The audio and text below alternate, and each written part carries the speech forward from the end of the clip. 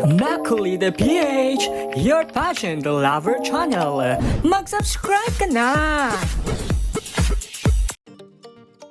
Inulan ng pambabatikos ang Filipina TV presenter na si Pia Guiano matapos kumalat ang kanyang pahayag tungkol sa mga half o may lahing Pilipino na sumasali sa pageants sa bansa.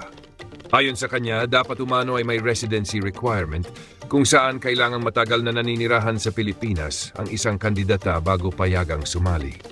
Dahil dito, maraming netizens ang hindi sangayon at itinuring ang kanyang pahayag na limitado at hindi inclusive, lalo na sa panahon ngayon na kinikilala ang iba't ibang anyo ng Filipino identity.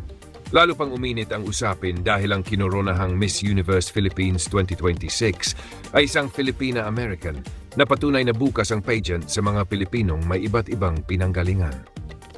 Para sa maraming fans, hindi nasusukat ang pagiging Pilipino sa haba ng paninirahan sa bansa, kundi sa puso, layunin at dedikasyon sa pagrepresenta ng Pilipinas.